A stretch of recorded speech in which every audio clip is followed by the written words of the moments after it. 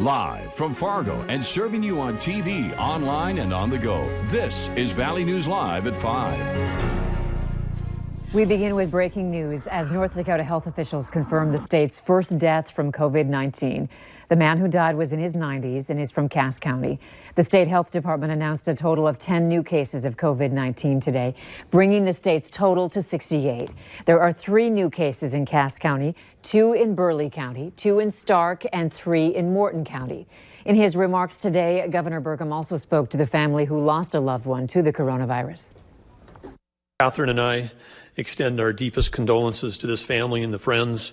We also hope that they can find comfort in the celebration of a life well lived for someone who saw the span and arc of our country from World War II through today, part of that greatest generation. So far, over 2,700 North Dakotans have been tested for COVID-19. Currently, 15 people have recovered. Again, state health officials have confirmed 68 positive cases in North Dakota. And currently, there are 16 people who are now hospitalized. You can head over to our VNL News app to see the counties affected in North Dakota and Minnesota. You can also stay updated on schools and closings and a full list of online services for residents. The Minnesota Health Department is reporting nearly 400 people have tested positive for COVID-19 in that state. Officials say 4 people in total have now died from COVID-19, and a total of 398 people have been infected in Minnesota. 34 people are currently in the hospital dealing with the illness. Those numbers are up from the day before. However, local cases remain the same, with Clay County at 4, Wilkin County at 1, and Monoman County at 1. In total, the state has tested over 14,000 people. We are just hours away from Minnesota's stay-at-home order going into effect. It's Governor Tim Walz's version of sheltering in place to help cut the transmission of the coronavirus. It starts at midnight tonight and continues through at least April 10th. That's 14 days. And while the governor's order will shut down a large number of offices and buildings, many employees are deemed essential and can still go to work. This is a broad list, but essential jobs in Minnesota include healthcare workers, law enforcement and first responders, emergency shelters, childcare facilities, grocery stores, takeout restaurants, and news organizations, power, gas, and water services, critical manufacturing such as iron ore mining, transportation and logistics, construction, and some trades such as electricians and plumbers, and financial services. On to the weather now. Today's temps are, it seems like they're just what we need to get us into the weekend. Let's get more on the evening forecast from the First Alert Storm Team, and that means Hutch. Hey, Hutch. Hey, Andrea, I got to tell you, our weather today, delightful. We started out with some cloudy conditions as I am doing some magic here. And, well, let me get out of the way. I guess I was a little too big for the screen. All right, let's take a look at the forecast for Fargo this evening. Let's go to Max 1 if we can, please.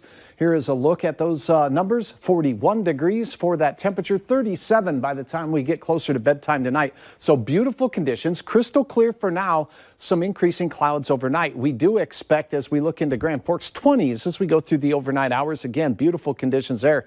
Notice the increase in clouds to the south, and as we look down in southern Minnesota, those clouds with the bright white there. Hi, everybody.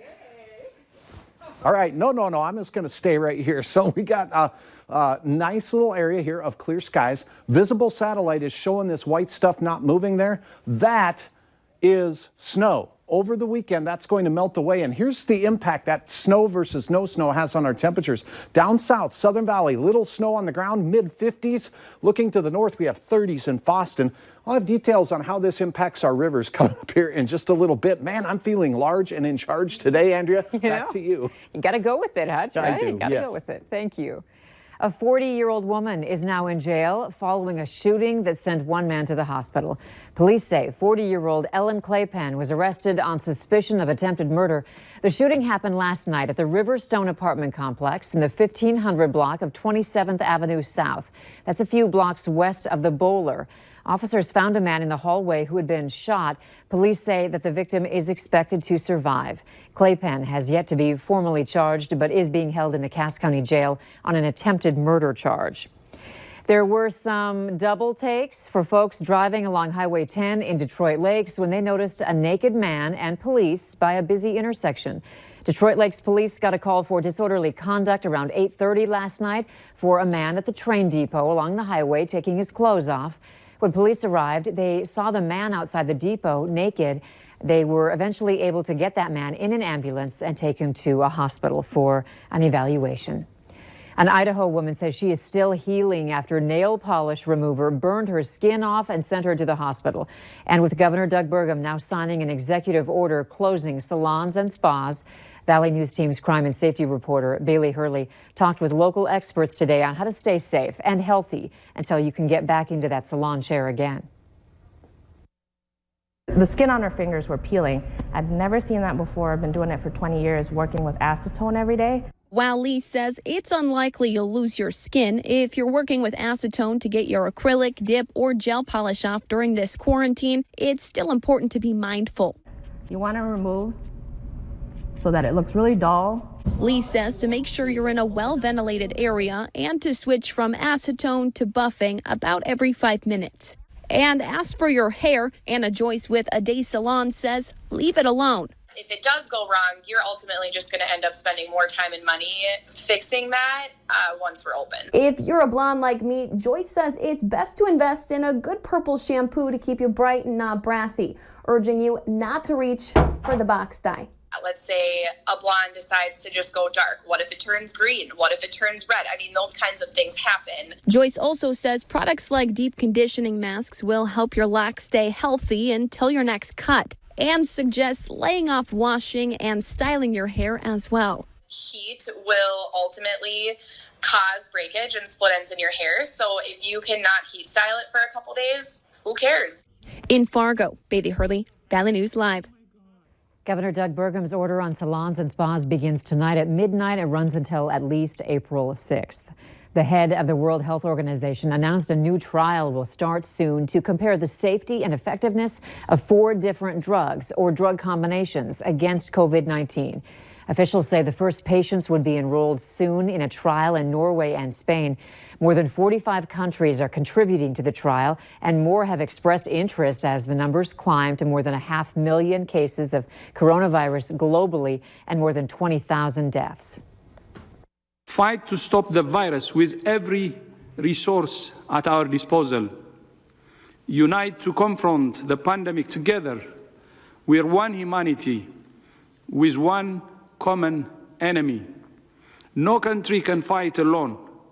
We can only fight together.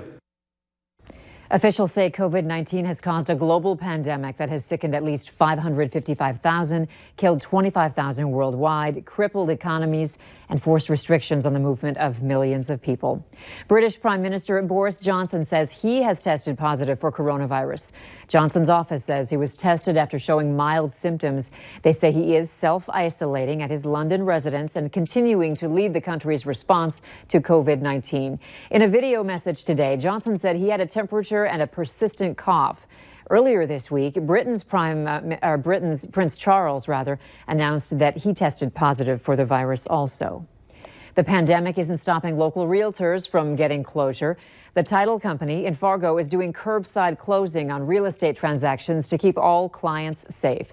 You drive up, they come out with documents for you to sign, and you bought a house without leaving your car. As far as going into homes and tourings and open houses, that has definitely changed. Most people are not wanting to have open houses and having people come into the house. Park Company Realtors says people have also been buying homes and looking at virtual tours online. To learn more, you can visit our VNL News app.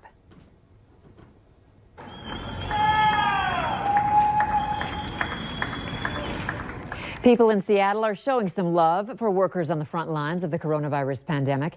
The joyful noises for healthcare workers started at around 8 o'clock Thursday night. Video shows numerous people opening their windows and standing on their balconies to cheer and clap for those workers. The Seattle Office of Arts and Culture asked people to do that, to clap and sing and bang pots and pans to show solidarity and let the front line know they are very much appreciated.